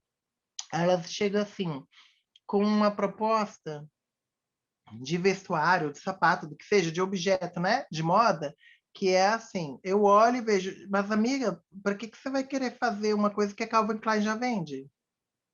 Ou que o Louis Vuitton já vende? Se a pessoa que está olhando isso aqui, do jeito que você quer, que você está projetando, porque as pessoas na moda também são ensinadas assim, né? A pensarem a partir desses modelos que já são os colocados. Ela quer fazer a moda do jeito que já é vendida na Zona Sul, que é uma moda que é pensada em Paris, ou pensada nos Estados Unidos, ou na Itália. Aí, de amor, se você quer fazer a mesma moda, você não vai vender com a sua marca. Porque o que acontece hoje? As costureiras que vendem a roupa em Ipanema e Leblon, elas trabalham, em geral, com design pensado lá, ou pensado fora do Brasil, mas elas fazem na Baixada. Então é interessante, porque tem muito orgulho de vender roupa, mas em geral as pessoas vão comprar a roupa aqui ou lá no Oscar Freire, em São Paulo, ou vai comprar aqui no Leblon, que é feita na Baixada. Só que a costureira da Baixada não ganha quase nada. Quem vai ganhar é o estilista, quem pensou o design. Então, uma coisa, para quem quer criar a sua marca, que eu falo muito, é você tem que entender a sua cultura e criar a sua identidade da sua marca, da sua roupa, Isso que é, de fato, moda inclusiva. Porque ela vai ter um desafio, porque, em geral, as pessoas vão fazer isso, né? Uma tecnologia regional também, dizer essa roupa é regional, mas também essa roupa não é uma roupa que eu usaria que é uma roupa só de mulher preta, é uma roupa só de mulher indígena, é uma roupa só de LGBTs. Entendeu? Então, e tem um grande desafio de criar a marca própria. Isso é um impedimento, porque, em geral, pro estilista, que o homem branco, isso é uma característica muito própria. Ele pode fazer qualquer vestuário que ele vai ser lido como universal. Agora, principalmente a mulher preta, ou a mulher periférica de forma geral, a pessoa LGBT, ela vai ser vista como fazendo coisa só para mulher, ou só para preto, ou só para LGBT.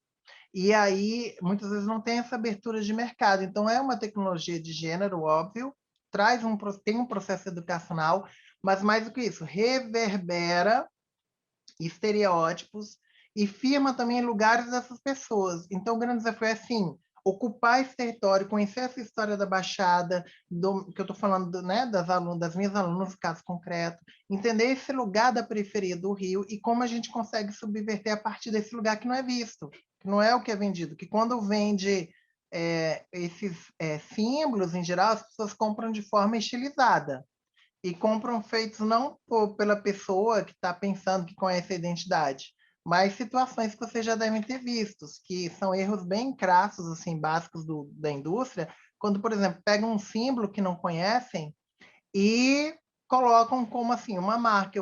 Um caso bem próximo que eu lembro, tem vários que ocorrem, mas quando pegaram um quadro do Debré que retrata uma senzala e fizeram uma camisa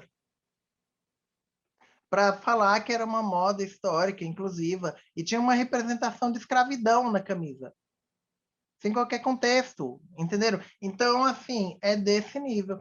Uma experiência que foi bem interessante, aí tem a ver com loja, e é engraçado, né, essas coisas, sincronias, né, sincronicidade que o Jung fala, que as pessoas falam que é coincidência. É muito interessante. Quando eu estava na graduação, eu estava, na época que eu fiz psicologia do treinamento com a Gardênia, até é interessante, porque eu estou falando com pessoas de Brasília da UNB, né? Então foi interessante, porque a Gardênia falava, assim, de uma situação, numa aula sobre recrutamento e seleção, que ela foi numa loja, que eu posso falar, uma loja de moda praia. E aí as pessoas queriam fazer a seleção. Isso eu achei muito interessante a Gardênia falando. Isso é uma coisa que eu aprendi com ela, naquela época, graduação ainda. E é interessante pensar que não foi a partir do movimento social, foi dentro da academia. Então, a gente tem frestas também na academia. Ela falou assim, foi interessante, porque eles queriam que eu fizesse a seleção, queriam fazer uma seleção, e ela olhou o perfil que as pessoas queriam da tal da loja de moda praia, em Brasília, mas moda praia.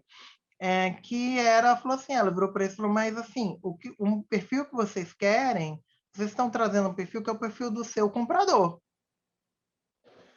Por que vocês, as habilidades que vocês desenvolvem, que qualquer pessoa pode fazer, é só você treinar a pessoa, é só você treinar a pessoa. Por que precisa ser esse modelo específico de pessoa? Por que isso? Porque, e aí eu posso nominar, porque tem essa dinâmica também do racismo, ou do machismo, que é gerar espelhos, é gerar isso que a Cida Bento fala do pacto narciso. Eu quero ver esse espelho, então eu quero que o meu vendedor também seja um espelho, né, de quem eu projeto, né, como comprador. Então, na época, ela não usou esses termos, era isso. E ela foi muito inteligente em perceber isso e, dentro da possibilidade né, de usar essas frestas, falar, olha, treina a pessoa, não precisa ser desse modelo. Né? E pode ser qualquer pessoa. Então, essa tecnologia de gênero moda é importante ressaltar, eu estou dando esse exemplo porque é para falar que não é só para quem consome, mas é também para quem produz e para quem vende. Então, no shopping, vocês vão ver uma tecnologia de gênero bem colocada de moda, que é machista, que é racista, que, em geral, as vendedoras não são pessoas negras e não são pessoas visíveis que vão estar criticando aquele estereótipo. É sobre isso. É também em toda a indústria o que precisa ser repensado, desde o design, por isso que a gente tem que pensar a psicologia na moda, desde o design, lá quando eu estou pensando no design, até a venda da roupa. Está presente nisso tudo a tecnologia de gênero. Maravilha, professora. Deixa eu comentar uma coisa. Pode, claro, Valesca, fica à vontade. Porque no meu livro eu falo tem uma frase que eu acho que é importante, assim, que no Brasil a gente praticamente não tem roupa para mulher, a gente tem vitrine. Quando a gente vai para o exterior, a gente vê assim, por exemplo, ano retrasado eu estava morando no Canadá. Então lá você consegue roupas que são para você ter um corpo mais livre. Você tem bolsos, então você não precisa usar bolsa, você tem um monte de bolso. Aqui bolsa é coisa de homem. Então assim, eu pergunto para as mulheres, é possível sair para comprar roupa e não começar a se sentir muito incomodada com o seu corpo? Porque falta peito, sobra bunda, falta bunda, pula gordurinha. A gente se sente infeliz, gente. Isso é uma tecnologia de gênero. Esse mal-estar produzido, essa roupa que o tempo inteiro é para mostrar o peito, é para marcar a bunda, isso diz de uma certa estética de corpo e de um ideal estético que eu vou falar daqui a pouco. Então, a roupa também produz um certo tipo esperado de feminilidade, um certo tipo de ideal estético de corpo, né? E produz muito mal-estar. Muito. Não é à toa que no Brasil a gente tem aí uma grande maioria das mulheres insatisfeitas com o próprio corpo. Isso é produto também da cultura, né? Professora, eu gostaria de falar, por favor. Pode ser? É que eu vendo moda, eu tô tocada com essa, eu tô com vontade de chorar. Quem tá falando? Roberta. Oi, Roberta, não? Fala, que isso? Desculpa, eu vou me emocionar aqui, mas é porque eu vendo roupa. Eu não gosto de dizer que eu vendo moda, porque eu acho que isso cria uma barreira. Eu vendo roupa. E roupa é necessidade. Ninguém vai andar pelado na rua. Por isso eu digo que eu vendo roupa, porque isso tira um monte de coisa da frente. Isso tira, por exemplo, eu tento tirar isso com as minhas clientes, tá? Aí eu me coloco como sacoleira, tá? Não tenho loja física. Eu sou secretária executiva, mas tenho essa atividade de vender roupa também. E isso só parece me tocou tanto, professora, porque é tão difícil ultrapassar tudo isso que você falou. Sabe? É muito difícil. É muito difícil desde o momento da escolha do fornecedor. Tudo é preparado para o corpo magro, perfeito e branco.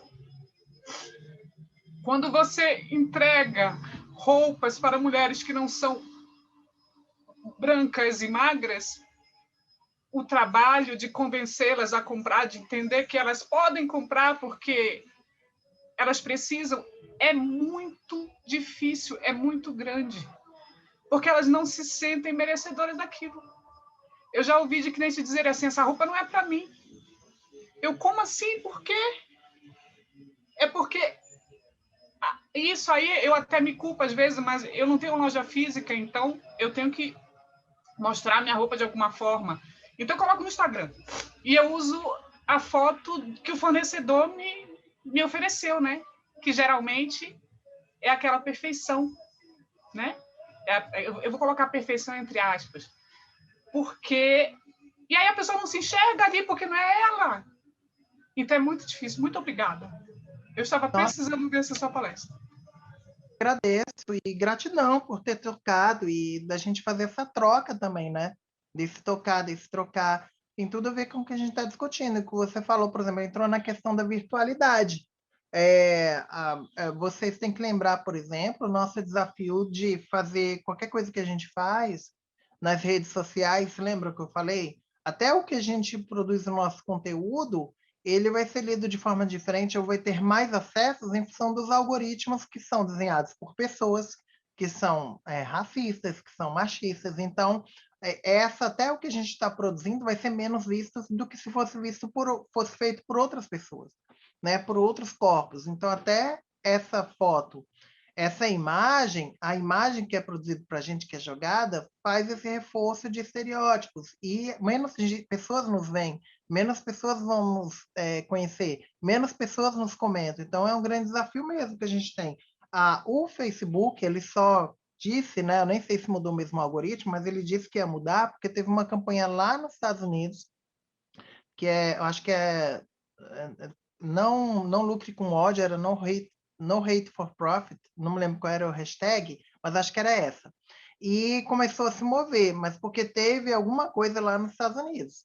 Mas outras redes como Twitter, Instagram, até essa que a gente está usando, né? Tem várias para a gente pensar não só o uso de informação que eles fazem, né, do que a gente está fazendo, a produção de conteúdo que nós fazemos para eles, mas veja, quem é mais visto no Instagram, quem é mais visto no Twitter, que comportamentos se estimulam, por exemplo, quando eu sei que se eu fizer uma treta no Twitter, eu vou ser muito mais lida, curtida, compartilhada, do que se eu falar de uma coisa que as pessoas consideram chato, né? Então, se eu colocar um determinado conteúdo, se eu colocar uma foto chamativa, se eu só ficar falando de um assunto na minha bolha, vai ter muito mais acesso do que se eu diversificar a minha leitura de mundo.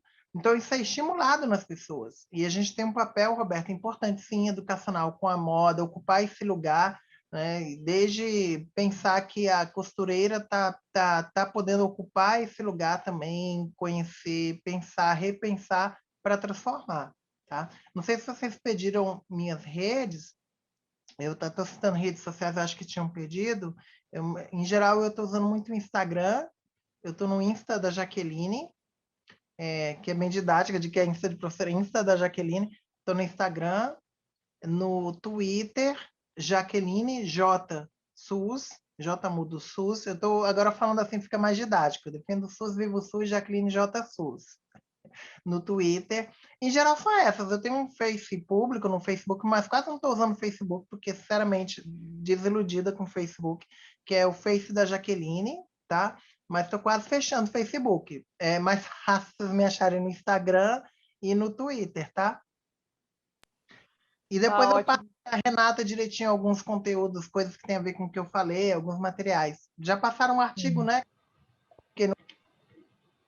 Já. Passei o link do artigo. Muito obrigada, professora, foi excelente.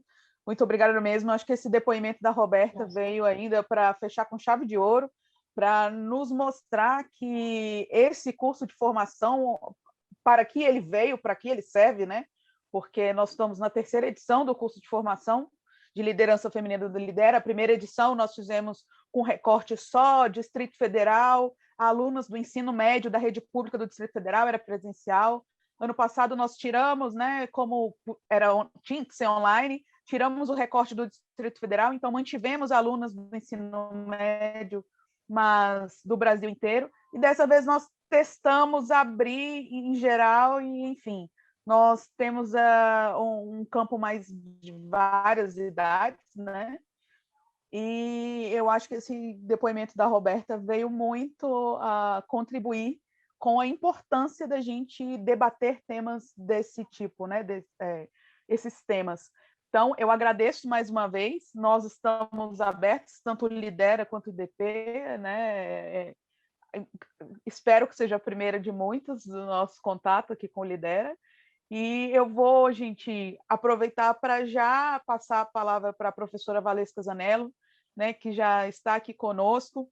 Professora Valesca Zanello, que é pós-doutora e doutora em Psicologia Clínica, graduada em Psicologia e Filosofia, orientadora de mestrado e doutorado no programa de pós-graduação da Universidade de Brasília, UNB, autora do livro Saúde Mental, Gênero e Dispositivos, Cultura e Processos de Subjetivação, de diversos artigos acadêmicos, enfim, uma brilhante pesquisadora, né? Eu sou fã da professora Valesca, para quem não sabe, nós do Lidera também temos um podcast, semana passada nós colocamos no ar o podcast feito com a professora Valesca, e está muito bacana, quem quiser está em todos os streams, né? Spotify. Professora Valesca, a palavra está com a senhora, muito obrigada. Bem, que tirou foto, tira foto da gente. Ah, tira mesmo. Tira, é verdade. Então, peraí. Vamos todo mundo abrir a câmera. Eu até pedi para colocar no... Eu até coloquei no chat, quem puder abrir as câmeras, eu estava até tirando antes, mas aí vamos todo mundo só. Gente, eu vou tirar. Quem tem que registrar, né? Então, vamos lá, gente. Vou contar até 3 e vou começar. São 3 páginas, tá? A Giovana está abrindo. Vamos lá. 1, 2, 3 e... Foi a primeira. Espera aí, gente, rapidinho só salvar aqui. Agora eu vou fazer a segunda. Espera aí, segunda página. Pronto. E agora eu vou para a terceira.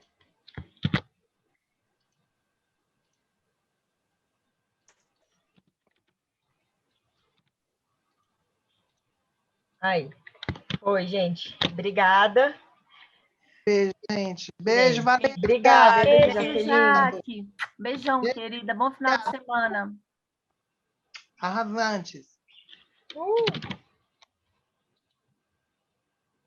Renata, depois manda pra gente, tá? A foto. Vou mandar, viu? Bom, então Compartilhar.